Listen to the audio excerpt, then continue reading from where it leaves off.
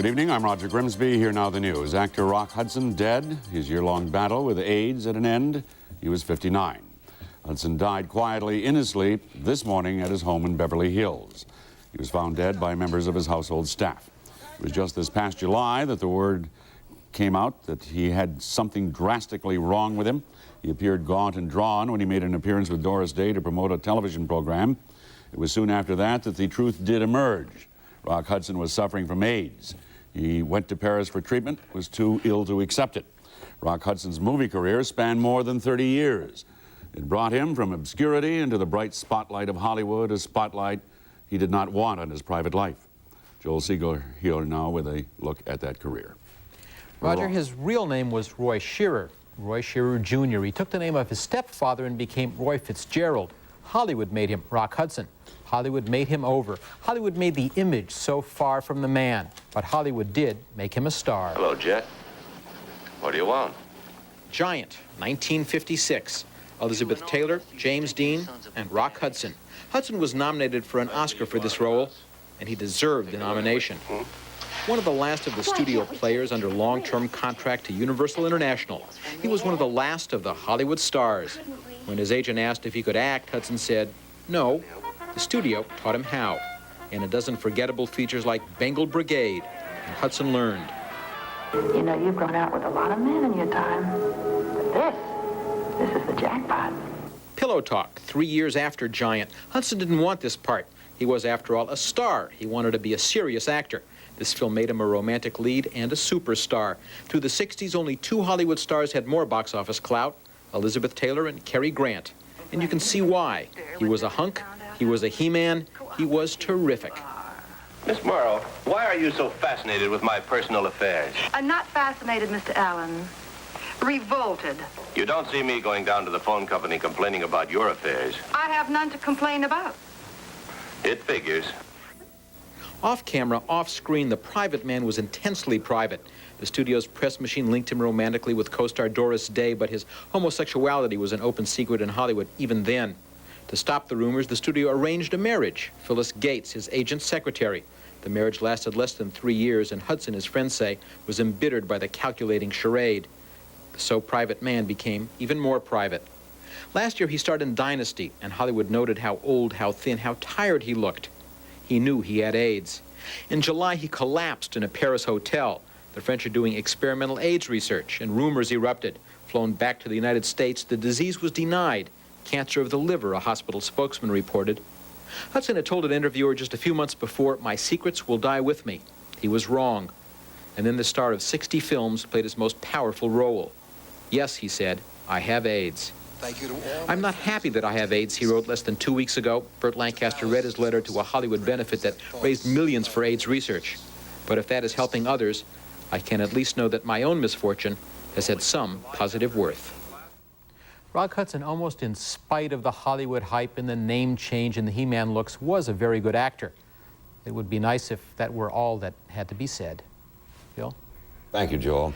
Word of Rock Hudson's death, of course, spread very quickly today through the Hollywood community. Paul Dandridge of our sister station, KABC-TV in Los Angeles, covered the story there. He's standing by now on how the news was received when it was announced in the capital of the movie world. Paul? Bill, as you know, this was coming. Everybody knew it was coming, and still, it was a shock, especially to that world that we call the Hollywood community. He was a professional, he was a gentleman, he was a kind man, the things being said by many people, including Aaron Spelling, who he last worked with on Dynasty. Word got around, people came up to the house, but generally it's been a rather quiet situation. As you know, Hudson was diagnosed more than 2 years ago. It got very serious about 2 months ago when he checked into UCLA after coming back from France. At that time, of course, a source close to Hudson indicated to me that he had about 2 months to live, and that was 61 days ago.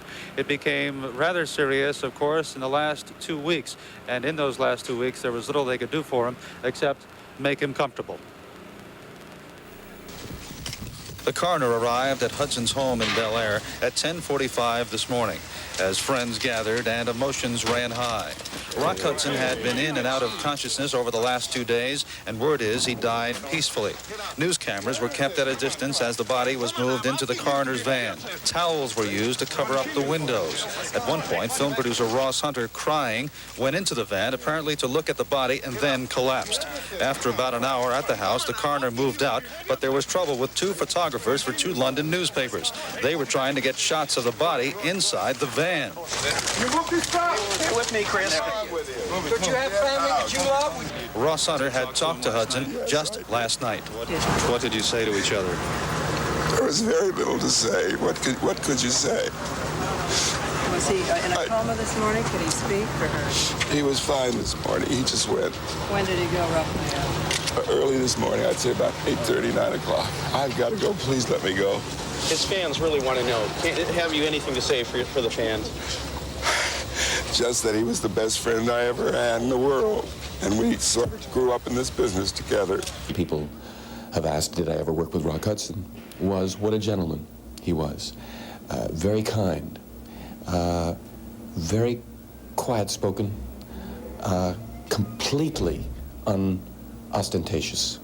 I never had the feeling that he had a sense that he was a star. The word, of course, from Mr. Hudson's people is that he does not want flowers. He would rather see donations sent to the American Federation for AIDS Research. That was the organization that he helped found, and he gave $250,000 to. It was, as you notice, a rather unpleasant scene when his body left here, and a lot of us just wanted to wish that we could disassociate ourselves with some of the other paparazzi who were here. Incidentally, the doctor who was his own personal physician, Dr. Rex Kennemer, was here. He's also the physician for Elizabeth Taylor, and she had a comment through a spokesman today. She said, "I love him and he is tragically gone. Please, God, do not let him die in vain." Funeral arrangements have not been completed at this point. This is Paul Dandridge in Los Angeles. Back to Bill Butel in New York. Thank you very much, Paul. Actress Elizabeth Taylor is in seclusion in Los Angeles, but she did give us this emotional reaction to Hudson's death. As Paul Dandridge said, I love him and he tragically is gone. Please, God, I hope he is not in vain. That was Elizabeth Taylor's remembrance of Rock Hudson. Roger? The world was shocked last July when the announcement was made that Rock Hudson did have AIDS, but the disclosure also served to create a new awareness of the disease. AIDS crisis centers and hotlines flooded with people wanting more information on the mysterious disease. Suddenly it wasn't a hidden illness anymore. I think his case has brought many people in this country to realize that this disease is not a disease of the underworld. That people who are beloved, who are wealthy, who can afford the best medical care in the world, nevertheless can die of it. Ms. Grimm also mentioned the fact that Rock Hudson had donated much of his own personal wealth to AIDS research.